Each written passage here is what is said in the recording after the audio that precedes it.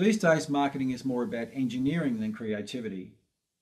In this excerpt from our video, Building an Internet Marketing Machine, we discuss support systems.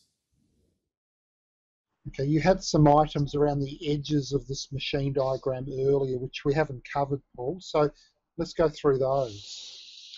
Yeah. So on the left of the diagram are functions which need to be done to maintain our machine.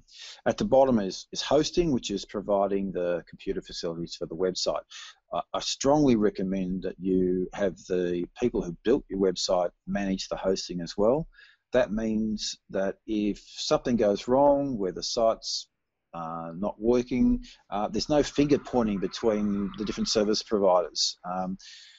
You know, the web developer says it's not their fault, the hoster says it's not their fault. One company has to have a single point responsibility to make sure the site is operative at all times. Then you'll need to sort of manage the content, the fuel that we talked about.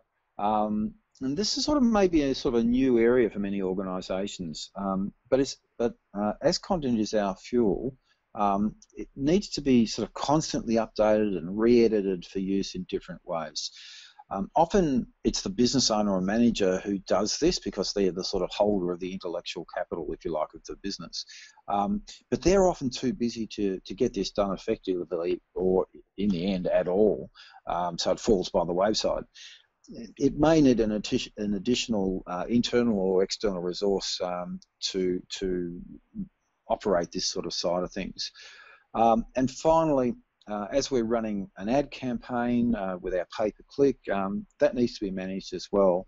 So Google has a system for managing its ads, and so do Facebook and others.